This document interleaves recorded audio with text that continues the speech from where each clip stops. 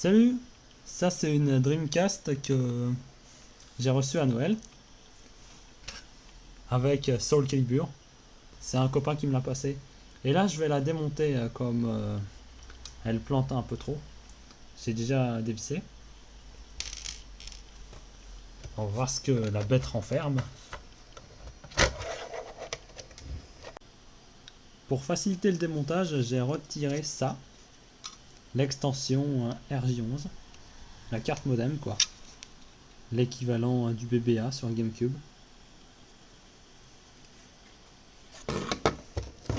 Qui se met ici. Et là en dessous il y a encore une vis. Bon ben là je vais pouvoir l'ouvrir. Et voilà.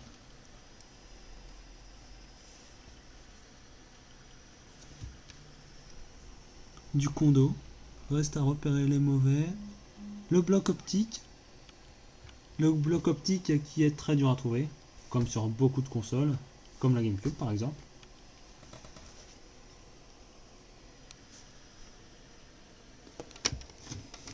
Alors un petit tour rapide de la carte.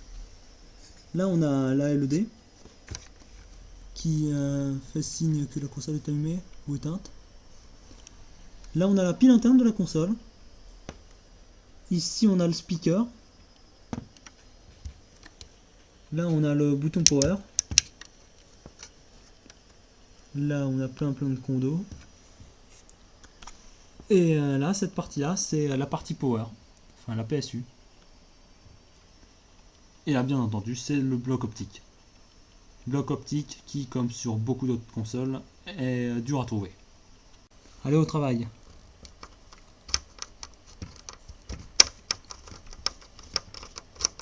Ça va, il n'y a pas beaucoup de vis dans cette console. C'est pas la console la moins bien...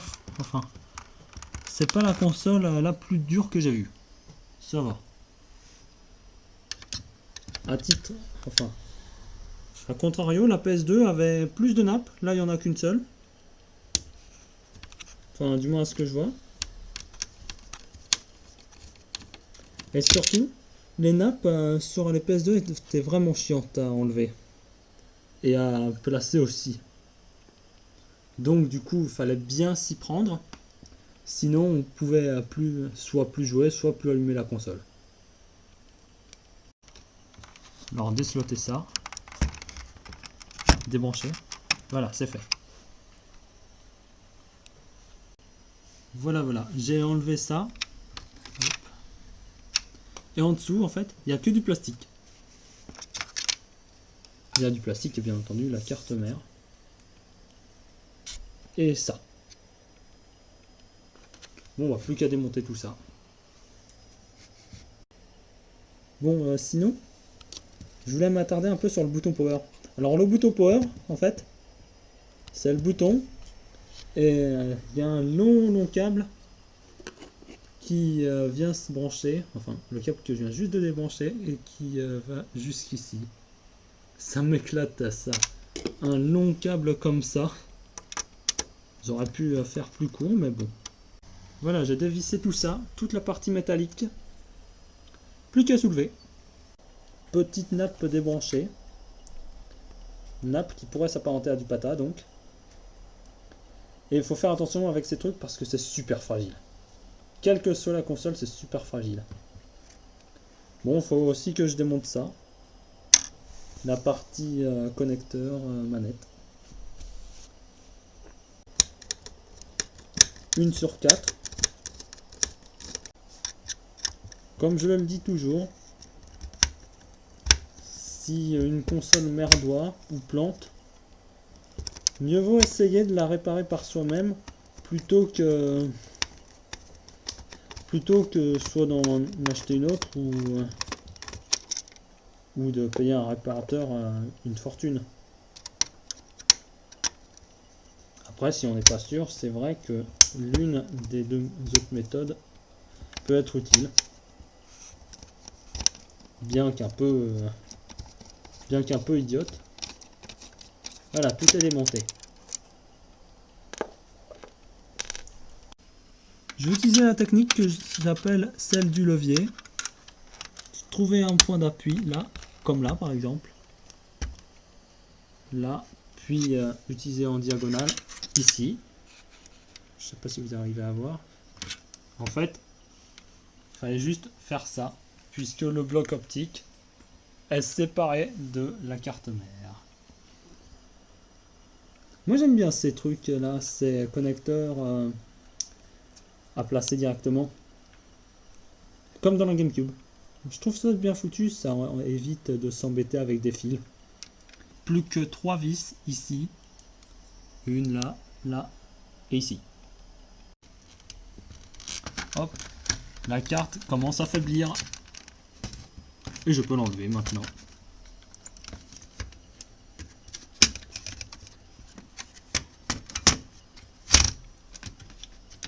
Après avoir dévissé ça aussi, bien sûr. J'enlève ça.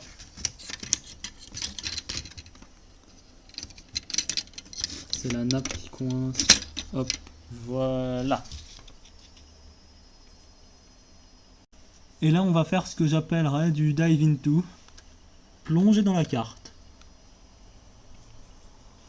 Là, on voit que c'est le CPU. Ce qui s'apparente au CPU.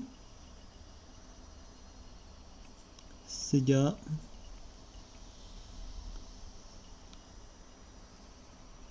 Il y a celui-là. Le chipset graphique. Waouh, Sega 99. Comment 17 ans. Sympa. Pas mal comme console. Enfin bon, elle a de la durée. C'est pas rien. On va tout s'embloquer au niveau de la mainboard.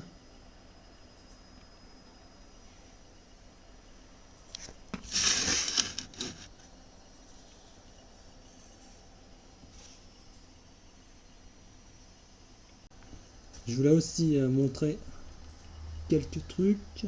Un dernier petit truc. Ça. IC Billy Katana Main. Et là, Made in Japan.